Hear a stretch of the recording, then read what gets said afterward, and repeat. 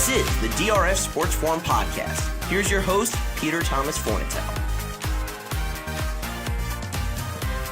Hello and welcome to the DRF Sports Forum podcast. This is episode 7, the November 14th, 2018 edition. I'm your host, Peter Thomas Fornatale, back with you in the Brooklyn bunker. Going to be making a trip out to San Diego. Not going to be in the bunker next week. San Diego, the city that doesn't have an NFL team, and yet I keep calling that one that moved to LA, San Diego. Just one of those things that happens. But that's no matter. Back to talk about this week's slate of NFL games, and I am joined by the managing editor of the DRF Sports Forum. JK had some conflicts, not going to be joining us today, but I am joined by the aforementioned managing editor. He's Scott Gramling. Scott, what's up, my man? How you doing, Pete? Always good to talk to you, buddy. I'm glad we're here, and I'm glad we're talking about this slate of games. We're going to start off. I feel like the Sports Forum cover for this week itself sort of says it best. Game of the year, when we were looking at schedules, when the schedule came out and you went through, there were a few games that leapt out over the course of the season, and this one is certainly one of them. We've got the Kansas City Chiefs. We've got the other LA team, the LA Rams. I'm looking forward to it very much, but it's not a game without some additional extracurricular drama surrounding it. What's the latest on what's happening with this one? Boy, talk about drama, right? I mean, how can you get more dramatic than the game is supposed to be played in Mexico City?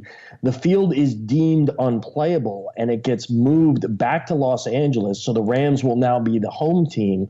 Now, given the Rams had 7 home games, and this Mexico City game was supposed to be a Rams home game, just in terms of them having to play 8 away games. So it's not like it's unfair, right? So it's not like the Chiefs are playing a 9th away game over the 16-game schedule. However, this is really unprecedented that the NFL is able to move something so quickly. And from everything, what I've heard is that the NFL was all ready to make the field playable and put down new sod. And it was some of the players that were rumored to say, if I get down there and I step on that field and I don't think it's playable, I'm not going to play. And it really put the NFL in a bit of a bind of really not wanting to take that chance. I mean, can you imagine if one of the high-profile players, and there are several high-profile players on the Rams and Chiefs, ends up deciding, you know what, I'm not stepping foot on that field for risk of injury or for whatever the reason. And look, not to be a conspiracy theorist here, but this could have been an opportunity for players to kind of make that threat, knowing that they then would not have to travel down to Mexico, because it really does. These international games are very hard on these players. And I think especially this late in the season, you're talking about teams that have not yet had their bye weeks. They'll have their bye after this week is over, and it'll be the last 2 teams to have their bye. You can understand why these players might have jumped at an opportunity. I'm not suggesting it's exactly what happened, but I wouldn't be surprised if that was part of it, of seeing an opening to get out of having to play an international game this late in the season and kind of jumping on it. So, yeah, certainly, Pete, a lot of drama going on with this one. And you also have moving to L.A., the game moving to L.A., obviously all the unfortunate circumstances there with the wildfires. Sure. And it has been the Rams employees that have been affected the most in terms of having to evacuate. So an awful lot going on off the field and with the field in this particular instance. Let's pause a minute and talk a little bit about the internationalization of the NFL. On one level, I get it. I'm sure these NFL owners, most exclusive billionaires club in the world pretty much, but yet yes. I still think they probably look at the Premier League in the other football, the non-American football, the soccer, and they might have a little bit of envy when it comes to the absolutely global brands that the biggest soccer franchises have around the world. And it's understandable that they want to do something to push the game in that direction. Now, that said, it does seem a little bit of a struggle to find venues Obviously London has worked out pretty well, I guess, but to find other venues around the world where it's practical, I wonder how big of a setback this incident is in terms of the overall goal of internationalizing. Do you think this is something the NFL is going to continue on with full steam and just try to? Is it a process that needs to be trusted, or does this really reveal a fatal flaw in the plan? I think a little bit of both, Pete. I think it's a setback. I feel like the NFL is always diligent in really trying to expand its brand internationally. The problem you have with it as compared to the English Premier League is that there aren't many, and I'll go so far as to say really aren't any other countries that play American football. Sure, it's played in Canada. It's a slightly different game, but let's be honest, there's only 8 teams in the Canadian Football League. And I just feel like it's an uphill battle, and they've made far greater investments and pushes. Remember, NFL Europe was going on for a while, sure, and that ultimately failed. I think the problem is you don't have kids in other countries watching or playing football as they're growing up. So, to really get a foothold in international markets, to me, has always seemed like a pretty far-fetched idea. I feel like in ways the NFL was almost more popular in Europe and certainly in England back in the days of Dan Marino and John Elway. I'm not sure how it would have translated to the live game, but I know there was more television coverage back then, and there was more interest in the game back then. And I know that from having worked, I used to work for a UK-based publication called FHM, and had a lot of conversations with people over there at the time about how there was interest in the late 80s, and it just kind of waned a little bit as for a number of factors. But I think including the fact that the TV channels weren't covering carrying the highlights the way they were in the late 80s. But anyway, I do think this is a minor setback. I don't think the NFL will stop trying, but I do not think we are going to really see a day where it's a true international game. I think at most, maybe a team like the Jaguars finally ends up relocating to London. But even that, I think, is not a foregone conclusion. It's just not an international game. Soccer is an international game. American football is not. Well put, and that's the reasons it's such an uphill climb. Let's get down to the nuts and bolts of this one. First off, do you have a strong view in the game? I'm really struggling here with this game to take a side, to take one side or the other. I feel like the way I've looked at it, if there is a weakness among these teams, and you really have to look hard for a weakness, right, on a pair of 9-1 teams, the weakness to me would be the Kansas City defense, and particularly its pass defense, that I feel like the Rams could take advantage of in a big way.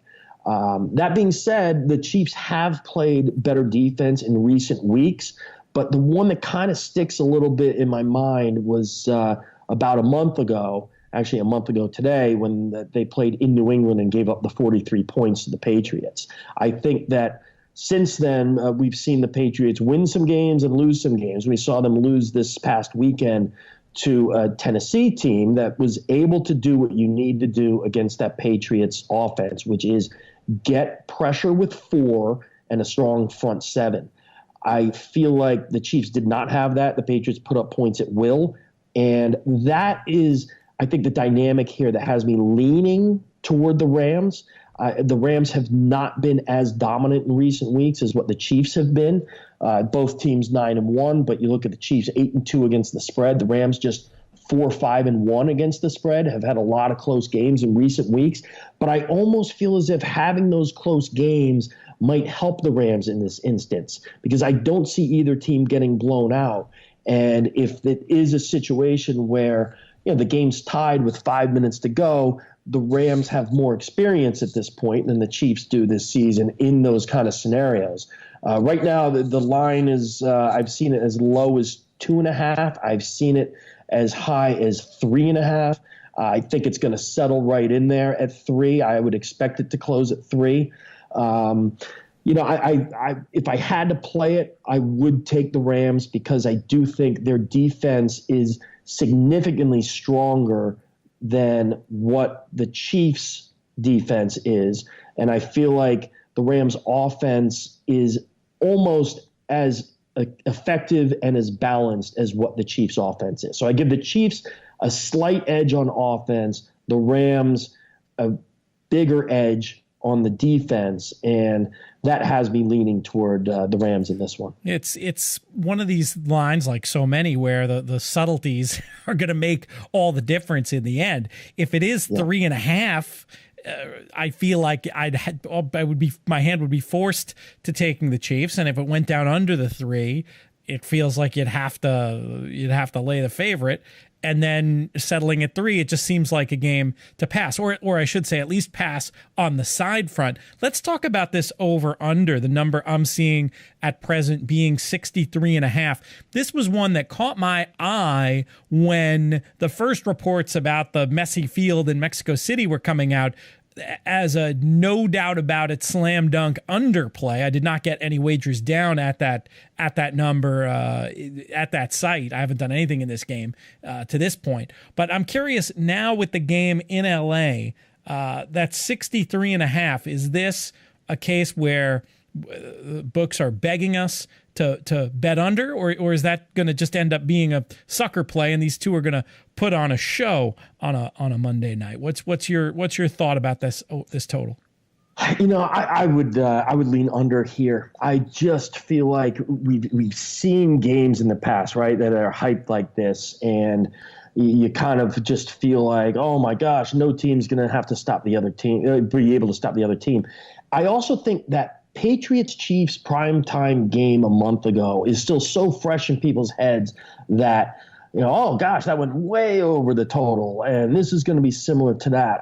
I'm not so sure about that. I think when you look at, if you want to look at some recent trends, you look at the Chiefs, right? And since the start of the 2016 season, when they're playing against passing defenses that are allowing a completion percentage of at least 64%, the under is 12-3 in those games with the Chiefs. So when you look at, and I know I said the Rams defense has the edge over the Chiefs. I do believe that, but it's more because the Chiefs defense has been very ineffective versus the Rams defense being world beating. But, even the Chiefs in the last 3 seasons going against teams that are allowing 6 or more yards per play, the under is 8-1 in those 9 games. So it's a situation here where I feel like each team is going to be very wary of putting the ball in the hands of the other side, right? So you have to keep in mind, as much as this is a quarterback-driven league and we have Mahomes and we have Goff, 2 of the best young quarterbacks in the league, you also have 2 of the best young running backs, if not the 2 best running backs, in Todd Gurley of the Rams and Kareem Hunt of the Chiefs. And you have to believe to a certain extent that there's going to be a willingness of these teams to try and put together 6.5, 7-minute drives, these kind of 11 or 12 play drives, which they're certainly capable of doing because of their ability on offense and the opposing defenses. And that is really what ends up leading to unders, right? If each of these teams at one point in the game can sustain one of those 11 or 12 play drives that chews up 7 minutes off the clock, you have a drive like that on each side, and that's a quarter of the game, right? And even if it's ending in a touchdown, here you have 7 and a quarter. It's an awful lot of points to go over. I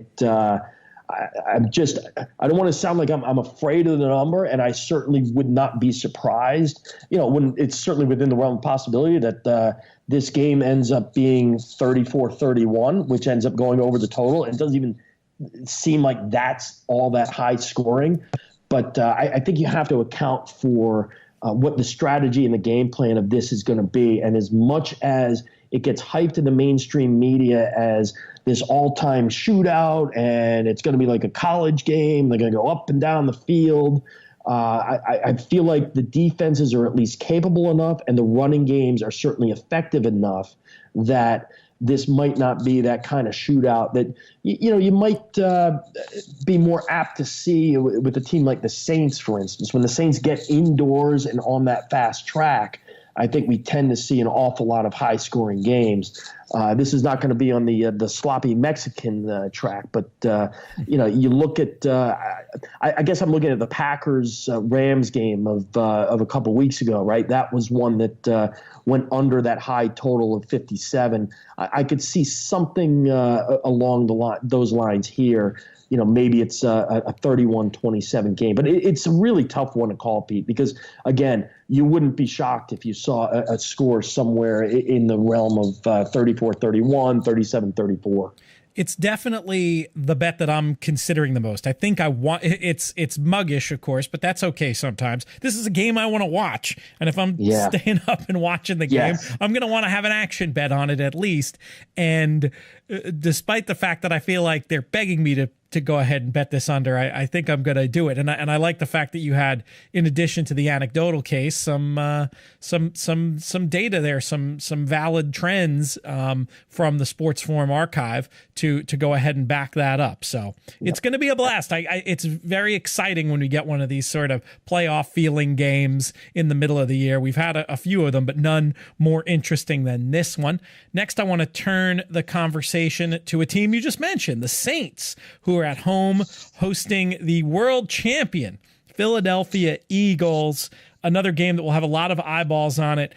This line, I thought, seemed tilted towards the Saints when it opened. It seems to be going more in the direction of the Saints. As I look at it, I'm seeing as much as 8.5, New Orleans minus 8.5.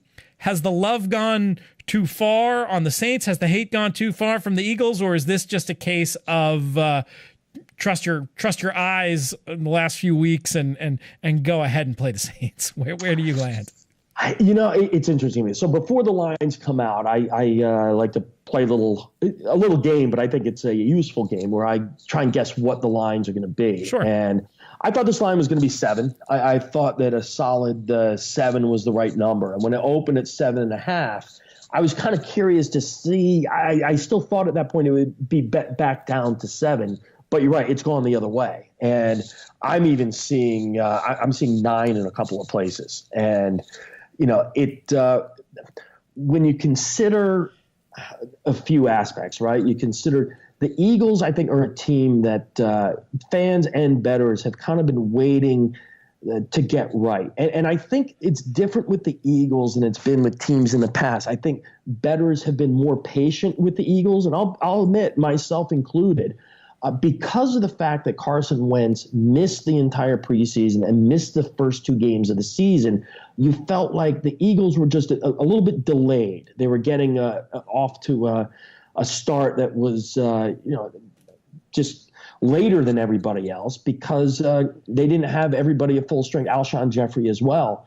I think when you watch the game against the Cowboys, and I was very surprised. I'll admit, I was surprised that the Eagles didn't win that game outright and didn't cover. And I looked at that game as the Eagles coming off the bye, going against a Cowboys team coming off a short week.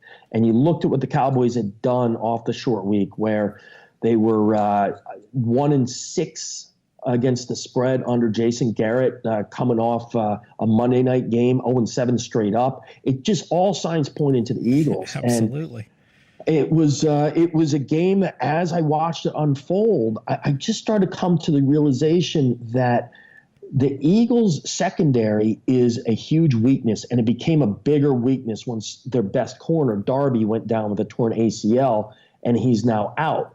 When you weigh that going against this Saints all-world offense right now, I mean, they are clicking in every which way. I think you can hide the weaknesses in your secondary when you're playing a London game against the Jaguars, the way the Eagles did. But this is a team that is performing as well as really any team in recent years. And you look at that Cincinnati team is not a complete dog. They're a mediocre team, right? And Saints go on the road and beat them 51-14. I mean, that was a Cincinnati team that had gone if you take out the games against Pittsburgh, had gone 8-0 straight up as a home underdog. So it's a team that's normally pretty tough at home, and they just got the doors blown off them. And, I really hesitate. I'm very cautious and careful not to overreact to what we've seen recently. And because of that, I really tried to lean Eagle. I tried to come up with reasons to back the Eagles in this one. But I keep coming back to how well the Saints are playing offensively against an Eagles defense that has been playing poorly and just got worse.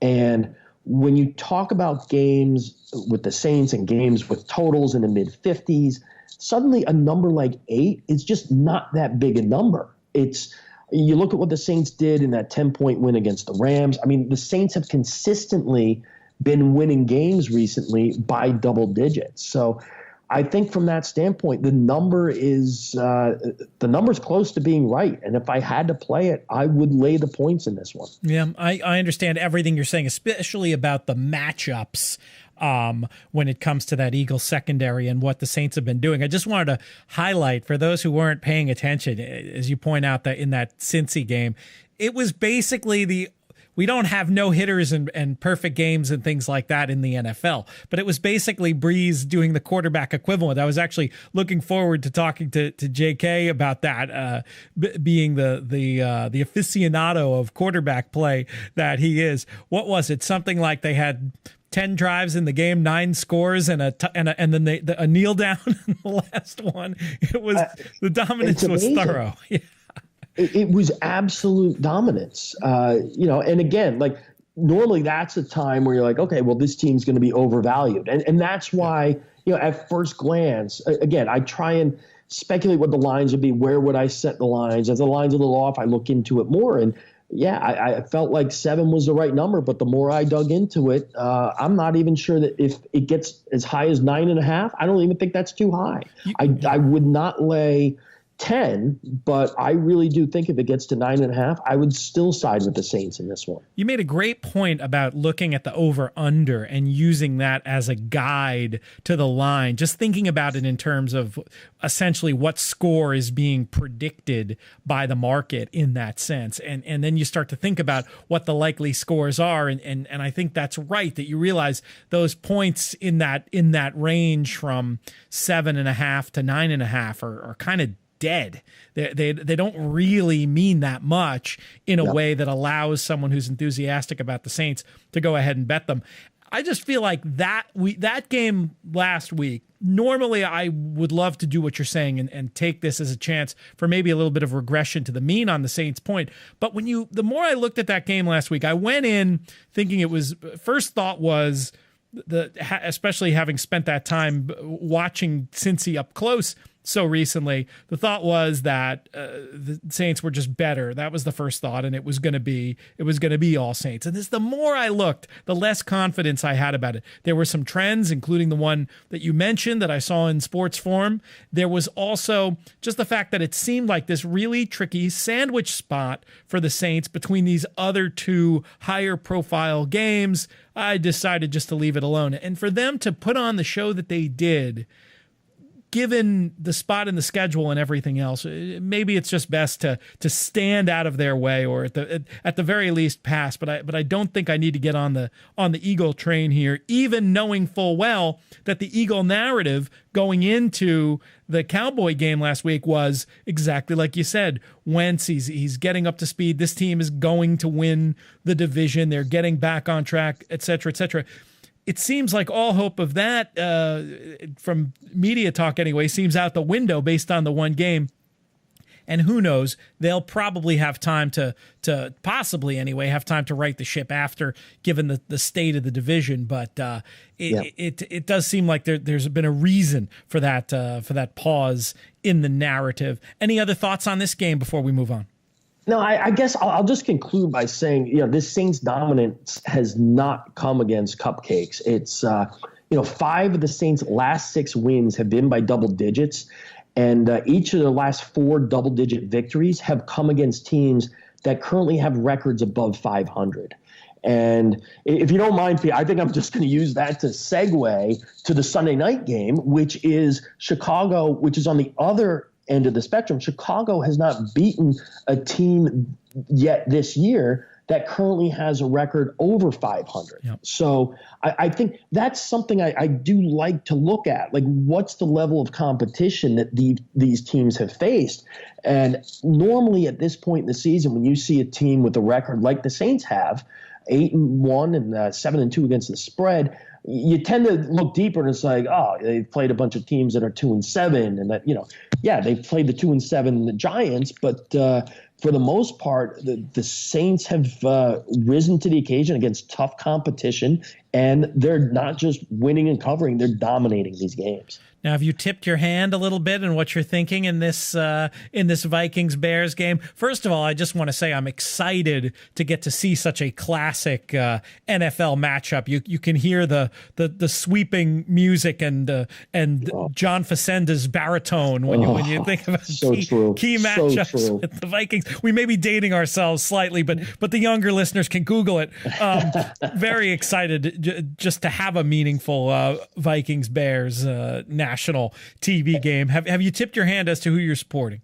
Yeah, I have. And I'll just add, too, even more exciting that it's at Chicago, not being played in the sanitized indoor artificial turf stadium in Minnesota, but out in the elements. And gosh, I'm hoping it's one of those games where you could see the breath coming through the face masks of the players. It certainly could be. I don't know what the forecast is 36. up there, but 36. 36? It looks like it's going to be clear in 36. So you could get that might be perfect conditions for those NFL films like scenes on the gridiron up there in Soldier Field.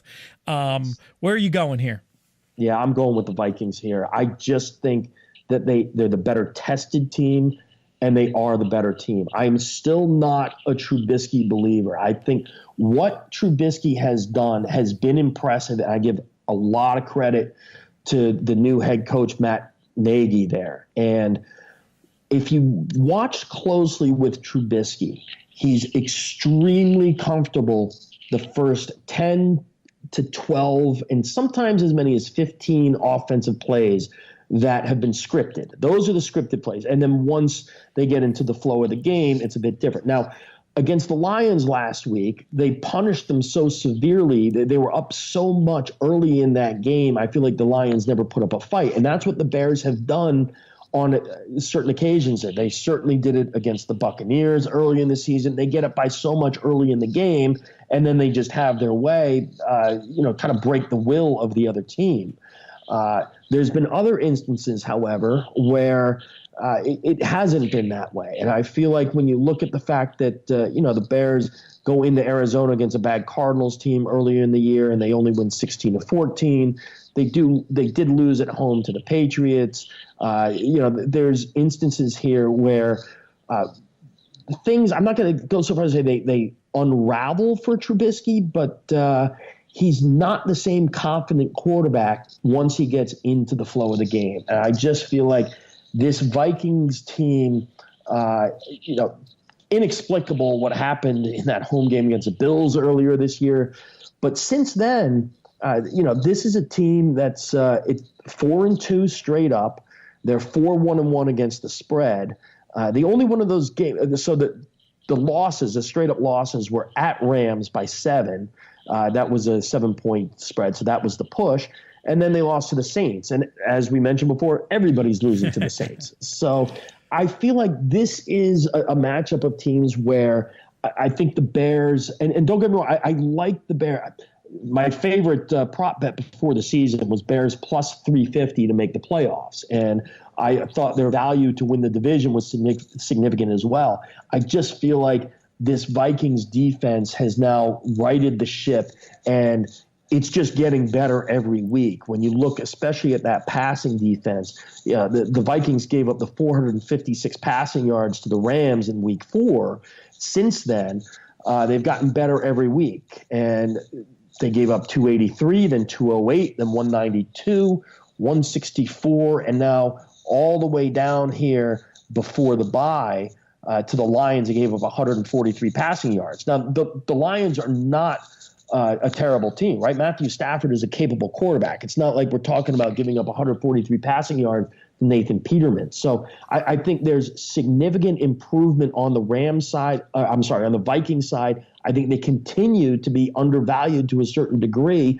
And that's what happens in the NFL with a performance like they put forth against the Bills. That's when, and we've talked about this at times on the podcast here, and I think it's similar, you know more about this than me, to horse racing. There are just certain races you have to throw out, and there are certain games you have to throw out. And that's one, that loss to the Bills, it's so inexplicable that you have to throw it out. And sure enough, since then, the Vikings have been an extremely strong wager. And by the same token, I think the Bears are a bit overvalued in this spot based on their track record against good teams this year has been both limited, and in that limited action has not been particularly promising. It's a good case, and one that I'll definitely consider, because this is another game I want to be involved in, and I think we'll learn something for sure about the fate of this division going forward. We are just about out of time, Scott, but I do want to give you an opportunity to provide a best bet for the week. Could be something we've talked about already, or it could be from the pool of other games in the NFL this weekend. What you got? Yeah, the one I really like here is Houston. I like Houston giving the 2.5 points at Washington. You look at what Washington did last week. It was actually unprecedented, where they held the Buccaneers to 3 points despite giving up more than 500 yards of total offense. And to me, that had much more to do with the Buccaneers continuing to be careless with the football than it did with really anything that Washington did in that game. I think the key matchup to me in this one is a Redskins offensive line that has been completely decimated. You've got left tackle Trent Williams is out. Both starting guards got injured, not against Tampa, but in the prior week in the loss to the Falcons.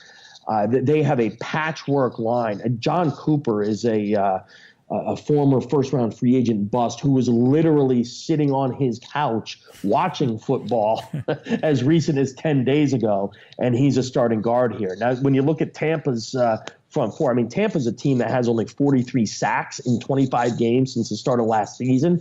So I think for the most part, the Redskins were able to get through that game, although they only gained 286 yards of offense. Usually when you gain 286 yards of offense and give up more than 500 yards to the other team, you're not winning that game by 13 points. And I feel like that 16-3 win over Tampa, again, kind of has misvalued Washington a bit here. And I think on the other hand, when you look at the Texans, this is a team that's on a 6-game win streak. They've gone 4-1-1 against the spread in those 6 games. That includes 3-0 against the spread over the past 3 games. And this is a Houston team that in the last 3 games has not turned the ball over. They're coming off a bye. They're 4-0 against the spread, coming off a bye under head coach Bill O'Brien. There's just an awful lot of reasons here to like Houston. Houston also 5-1 against the spread as a road favorite under Bill O'Brien. Lots of good stuff.